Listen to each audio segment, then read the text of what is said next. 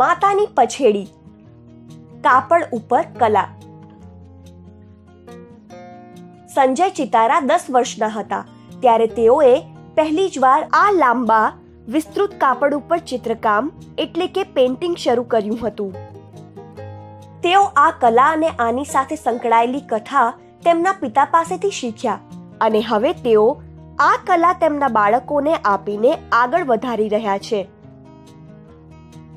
આ સુંદર હાથથી દોરેલ કાપડને માતાની પછેડી કહેવામાં આવે છે. માતાની પછેડી એ ગુજરાતી શબ્દ છે. તેનો અર્થ છે દેવી માતાની પાછળની બાજુએ.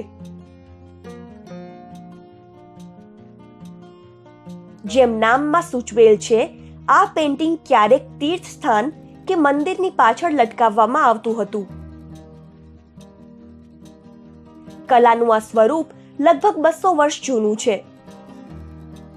માતાની પછેડી એ સામાન્ય રીતે ગુજરાતના દેવી પૂજક સમુદાયના સંજય જેવા કલાકારો દ્વારા બનાવવામાં આવે છે. તેઓને દેવી પૂજક તરીકે પણ ઓળખવામાં આવે છે. આ ચિત્ર દોરેલી પછેડી નવરાત્રી દરમિયાન દેવી માતાને અર્પણ કરવામાં આવે છે. ચિત્રમાં બધા જ દેવી એક સમાન લાગે છે ને? તો પછી તે અલગ અલગ છે તે કેવી રીતે કહી શકાય? તેના માટેનો સંકેત છે કે દેવી માતા કયા પ્રાણી ઉપર બિરાજમાન છે તે નજીકથી જુઓ. જે દેવી કાળા બોકડા પર બિરાજમાન છે તે મેલડી માતા છે. સમુદાયમાં અન્ય લોકપ્રિય દેવી છે બહુચર માતા કે જે કુકડા ઉપર બેઠા છે. વિસત માતા ભેંસ ઉપર બેઠા છે.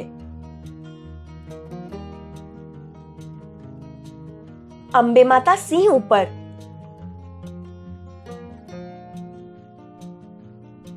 અને ખોડિયાર માતા મગર ઉપર બેઠા છે. આ દેવી માતા સમુદાયના રક્ષણહાર માનવામાં આવે છે. એમ માનવામાં આવે છે કે તેઓ તેમના ભક્તોને માંદગી અને કુદરતી આફતોથી બચાવે છે.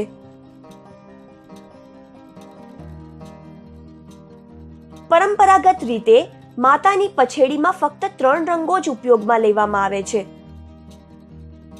કાળો, લાલ અને સફેદ. કિનારીઓને સામાન્ય રીતે લાકડાના બ્લોકને કાળા રંગમાં બોળીને છાપવામાં આવે છે.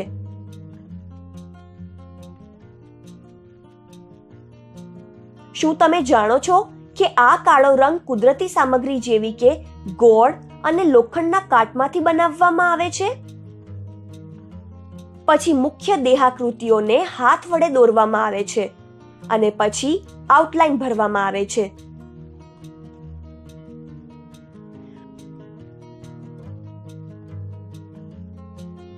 આ કલાકારો વાંસની લાકડીની ધાર કાઢીને તેને દોરવા અને દેહકૃતિઓમાં રંગ ભરવામાં ઉપયોગમાં લે છે.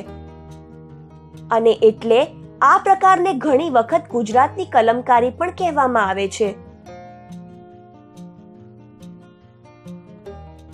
આ વિસ્તૃત પેઇન્ટિંગનું સર્જન કરવા માટે દરેક કલાકાર પોતાની આગવી કલા વિકસાવે છે.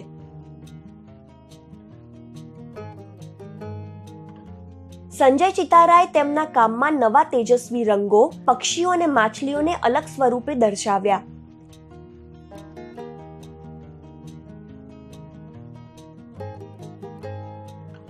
તો તેમના પુત્ર સુમિતે તેના કાર્યમાં રિક્ષા, કાર અને અમદાવાદ શહેરના સ્મારકોને રજૂ કર્યા છે.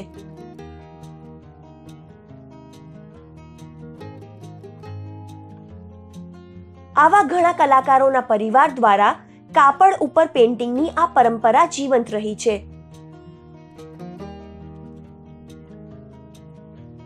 ચાલો માતાની પછેડી વિશે સંક્ષેપમાં જોઈએ. માતાની પછેડી એ ગુજરાતની કાપડ ઉપર પેઇન્ટિંગ કરવાની 200 વર્ષ જૂની શૈલી છે. તેને માતાની પછેડી કહેવામાં આવે છે કારણ કે કેટલીક વાર આ પેઇન્ટિંગ મંદિર કે તીર્થ સ્થાનની પાછળ લટકાવવામાં આવે છે.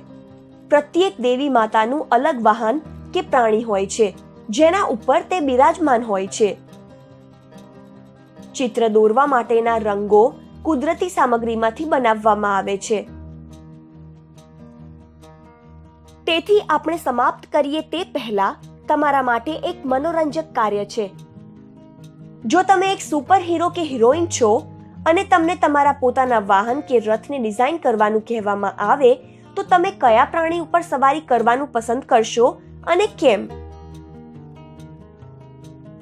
આના ઉપર વિચાર કરો અને તમારું પોતાનું વાહન દોરો.